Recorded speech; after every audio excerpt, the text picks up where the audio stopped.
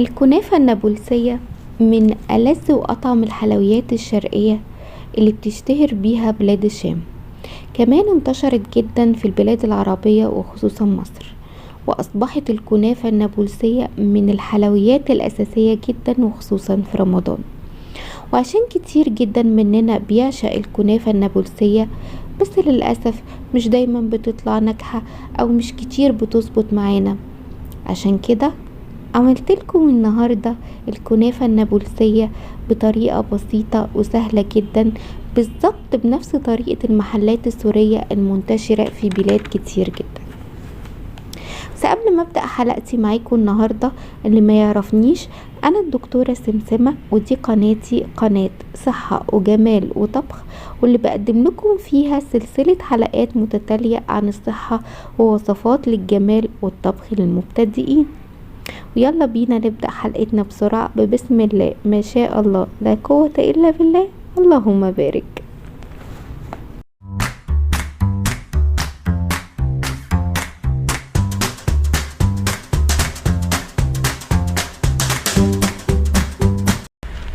المكونات عبارة عن كيلو من الكنافة، طبعا اللي هي بتحفظ في الفريزر.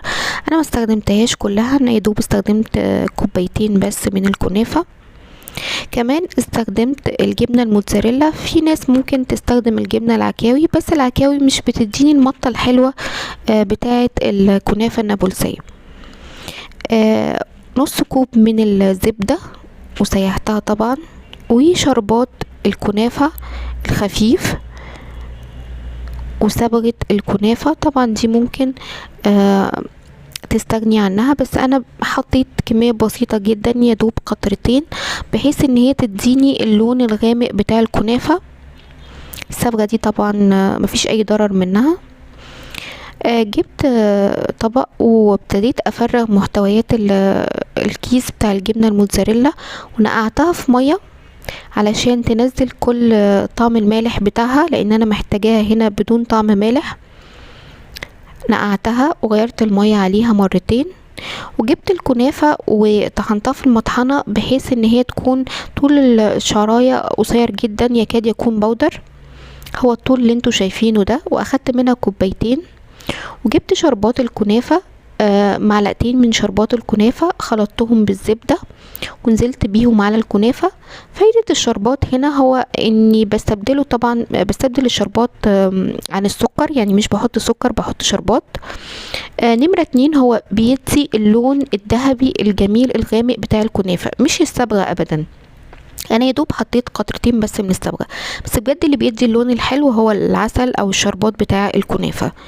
وابتديت اخلط كويس جدا جدا الزبده والعسل والكنافه، الخطوه دي مهمه جدا. وجبت صينيه الومنيوم ودهنتها بالزبده، دهنت القاع والاطراف بالزبده، وحطيت يدوب 3-4 قطرات من الصبغه، وابتديت انزل بالكنافه واحده واحده، مش بنزل بيها كلها مره واحده. ابتديت انزل بيها واحده واحده، ويعني افرشها في القاع. انا محتاجه ان ديسك الكنافة زي ما بيقولوا كده يبقى سمكه 1 سنتي مش اكتر، علشان تستوي وتديني وما تتحرقش وما تنشفش مني. ولازم انه انا اضغطها بشكل كامل في الصينية واسوي الاطراف بتاعتها بحيث تبقى كلها سمك 1 سنتي من جميع الاطراف. وابتدي اضغطها بايدي جدا، ولكن لازم نضغطها باناء فوقيه او صينية او طبق، لازم يتضغط فوقيه بحيث تبقى مضغوطة بشكل كامل ما تتحرقش مني وتستوي. وصفيت الجبنة من المية وابتديت انزل بيها. برضو انا محتاجة انه الجبنة تبقى على بعد تبعد عن الاطراف ب1 سنتي، علشان الجبنة هتبتدي تسيح وتنزل على الاطراف. فلو لو انا خليتها ملاصقة للاطراف هتسيح وتلزق، وهاجي اطلع الكنافة مش هعرف. كده بقت مظبوطة. نبتدي نرفعها على النار. ممنوع استخدام فرن نهائيا في الوصفة دي، مش هنستخدم فرن، هنحطها على عين البوتاجاز من فوق، ونبتدي نحرك كل 4 ثواني زي ما انتوا شايفين، وتبقى النار متوسطة الى هادية. والنار تبقى على الاطراف مش في النص ابدا. اللي في النص هيبتدي ياخد حرارة الكنافة ويبتدي يستوي لوحده. اهي زي ما انتوا شايفين الجبنة ساحت والاطراف ابتدت تنفصل عن الصينية، كده علامة ان الكنافة بتاعتي استوت. زي ما انتوا شايفين انا جبت الخلة دي الخشب وابتديت اشوف الاطراف، لقيتها استوت وبقت جميلة جدا. شلتها من على النار وابتديت ان انا اقلبها في طبق التقديم علشان ابتدي اقطعها واوريكم الكنافة بقت جميلة قد ايه، مستوية من الاطراف انفصلت. الاول حطيت قبل ما اقلبها في طبق التقديم حطيت عليها رشة شربات او عسل الكنافة من فوق، بحيث ان الجبنة برضو يبقى طعمها يعني بعيد عن ان هو يبقى مالح خالص، يبقى طعمها مسكر. وخدت رشة كنافة من فوق كده علشان الجبنة ما تلزقش في الطبق. ودي كانت الكنافة النابلسية بشكلها الجميل. شايفين اللون عندي غامق ازاي؟ لون شكله تحفة، وطلع الجبنة سايحة والكنافة شكلها روعة. ونزلت طبعا بشربات الكنافة على طول، ما استنيتش، الشربات سخن والكنافة سخنة. شايفين قد ايه جميلة وطرية ولذيذة. طبعا اللون الغامق اللي في النص ده عايزه اقول لكم ان انا في النص رحت مزوده شربات وانا حطها على النار، فادى غمقان معايا في النص. يعني لو ما كنتش عملت الخطوه دي ما كانش ادى الغمقان اللي في النص.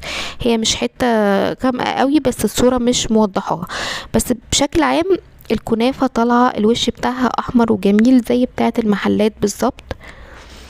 شايفين قد ايه جميله ولذيذه.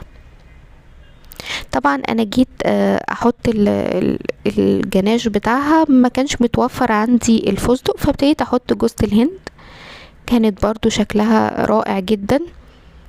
وابتديت اقطع الكنافة الجميلة.